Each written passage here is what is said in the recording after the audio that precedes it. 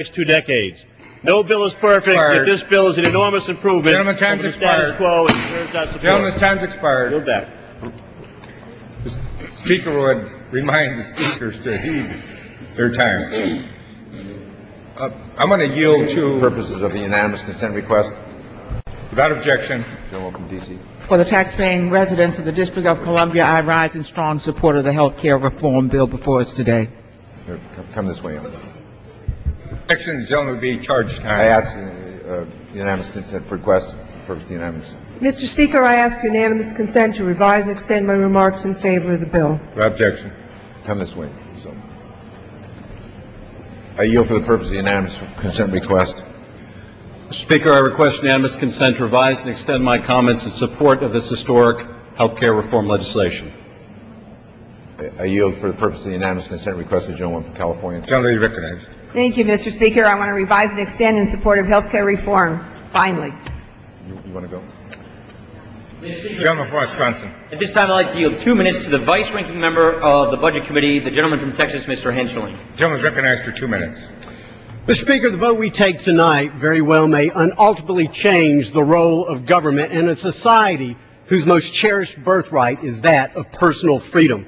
There are so many reasons to oppose this legislation. Taxpayer-funded abortions, the sleazy backroom deals that brought us the Cornhusker kickback, the Louisiana Purchase, the pharmaceutical payoff.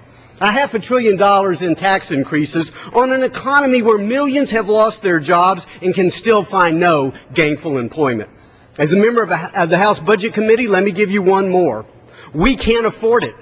Our government can't even pay for the promises it has made current generations, much less future generations.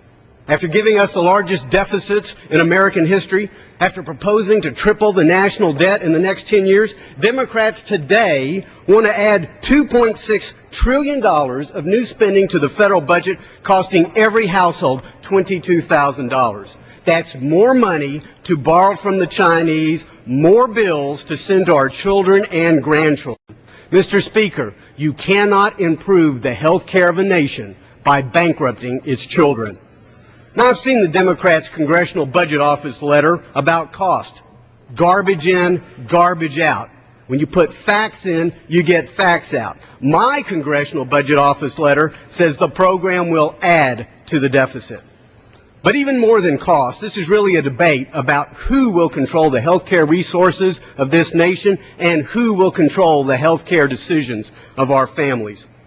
If we pass this bill, we will wake up one day only to find that when our loved ones become ill, they will wait weeks, perhaps months, to see a mediocre doctor of the government's choosing, only to be told by that same doctor that he cannot help because his treatment must be limited by the government protocol. In America, we must never confuse the social safety net with the slippery slope to socialism. When it comes to the health care of my family, when it comes to the health care of my country, I reject the hubris and arrogance of government social engineering, and I embrace the affordability and portability that comes by preserving the liberties of the American people. Gentleman, time's expired. Gentleman from California. I yield 1 minute to the gentleman from New York, Mr. Bishop, member of the committee. Gentleman recognized for 1 minute. Thank you, Mr. Speaker. Over the course of this long and passionate debate, amidst the angry and at times even hateful rhetoric, amidst the misinformation and scare tactics, there exists one simple truth, and that truth is that the current system is unsustainable. It is a system that threatens to bankrupt the federal government and every other level of government, and it is a system that is already bankrupting businesses, families, and individuals. Those who stand in the way of reform are protecting this system. To do nothing is to ensure a future of ever-escalating rates, slashed benefits, and most tragically, illness and disease that go untreated. The bill before us is not perfect, but it does enable us to begin to take action on the most pressing issues that affect the hardworking families we represent.